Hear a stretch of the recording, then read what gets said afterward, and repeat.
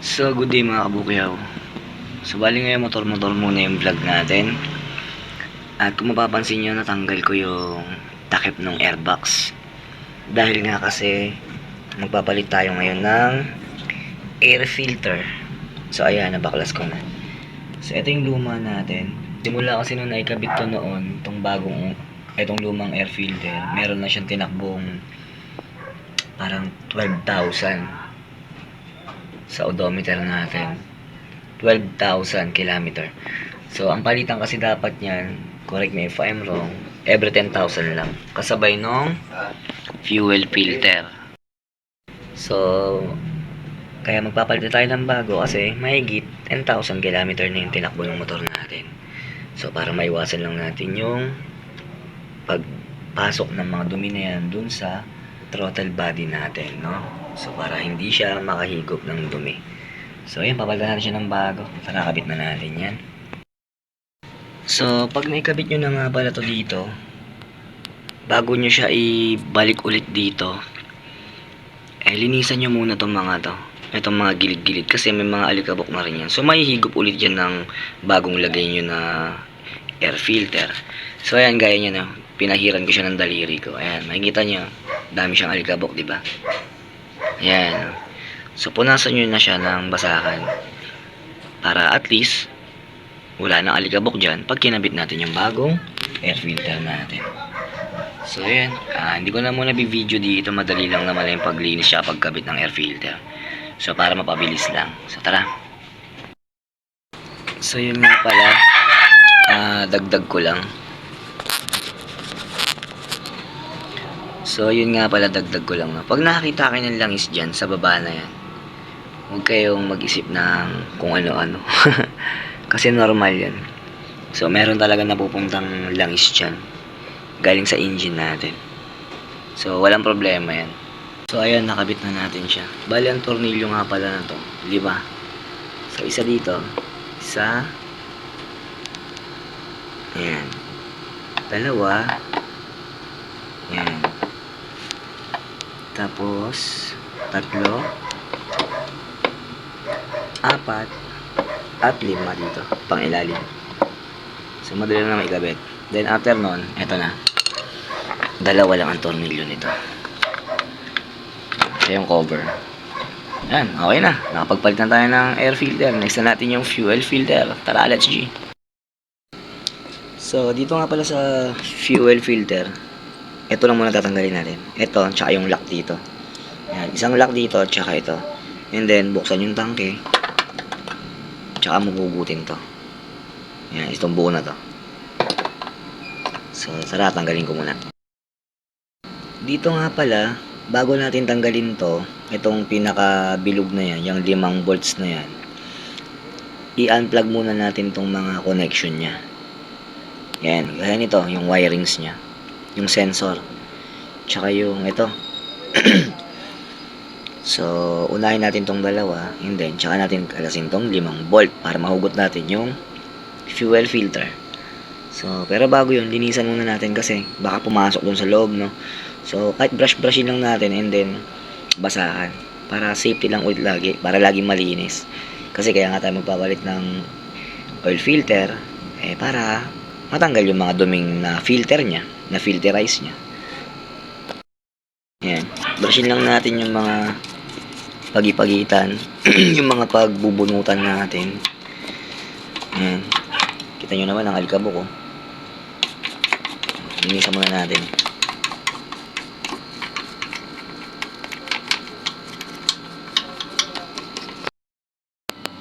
So, ayan, natanggal na natin, nalinis na natin.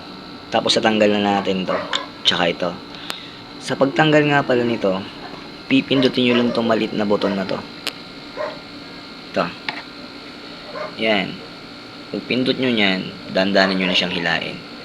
So, mahaba yung hihilain nyo, ha. Ayan, ha. Ayan, oh, mahaba yung hihilain nyo. So, dyan siya nakaklip.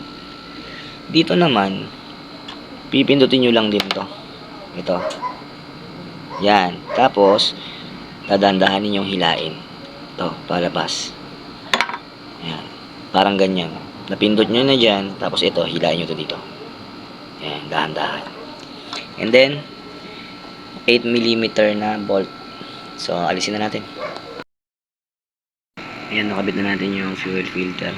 Sa pagbalik pala nito, huwag niyong kalimutan to. Ayan. Clip nyo siya dyan, tapos ito. Ayan.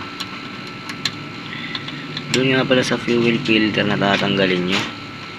Pagka tinanggal nyo yun, tandaan nyo maigi kung paano yung posisyon niya nung tinanggal nyo. Kasi medyo mahirap siya pag nakalimutan nyo na.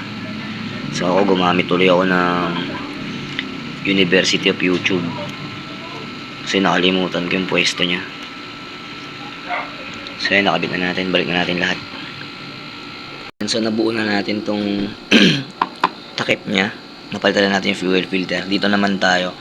So pag naglilinis kasi ako ng throttle body, tsaka naggagalaw ako ng dito sa may fuel part, sa may fuel fuel filter niya, pag nagpapalit ako, nire-reset ko yung ECU natin gamit tong tong parang tanso na yan. So ito yung takip niya, nabunot ko na.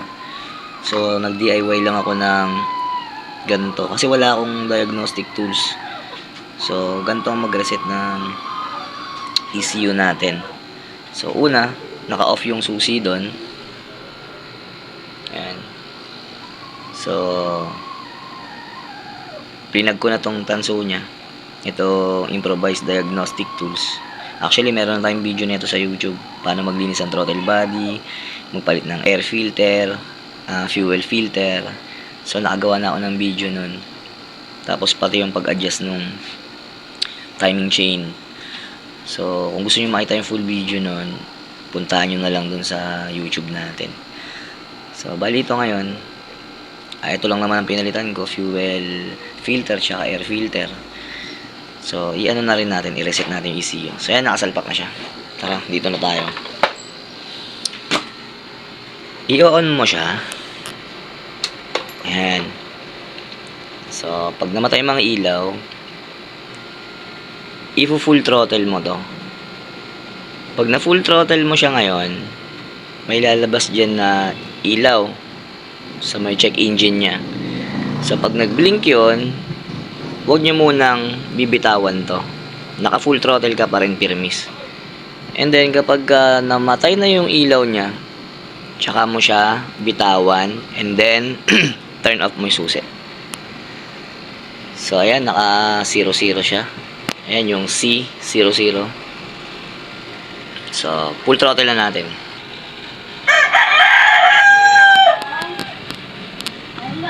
Ayan, umilaw siya. Tapos namatay. Tapos bitaw. Turn off. Tapos balikan natin dito. Ayan, bunutin na natin siya. Yung improvised na diagnostic tools natin. So, balik lang natin yung takip. Tsaka, yun, nag-lock na. So, balikan lang natin to. Ngayon, i-open natin yung switch. And then, ipupush start natin siya. So, aabot to ng 2 to 3 times na pagpupush start bago siya magi-start. Pero bago yon, pag on mo nyan, antayin nyo munang matapos yung tunog dito sa baba. So, yun yung signal pag namatay yung tunog dito para pwede ka na mag-start ng engine. So, start.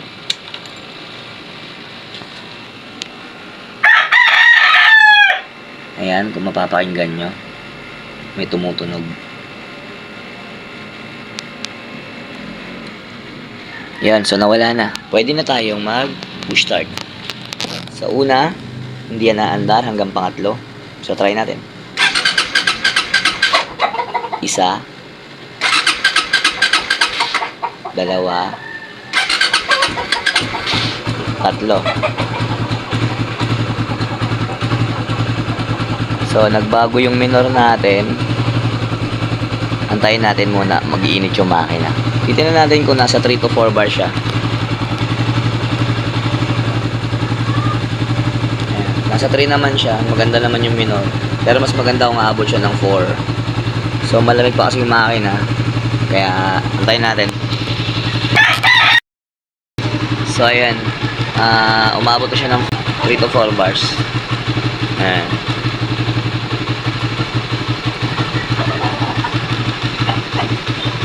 So yun lang, all goods na.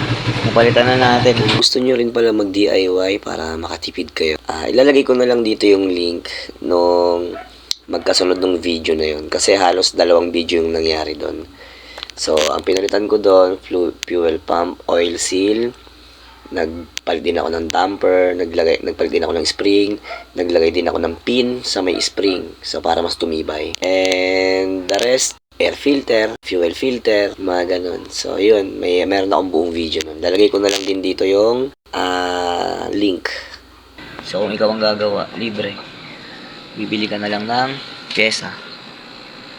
Sunod naman ang tatanggalin natin dito yung clutch, yung lining, tsaka yung plate, tsaka yung clutch spring. Yan, sa panggilid.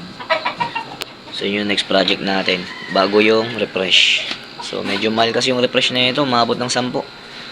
So, takot din kasi akong galawin muna yung head na ito kasi kung papalpak, mas malaking damage.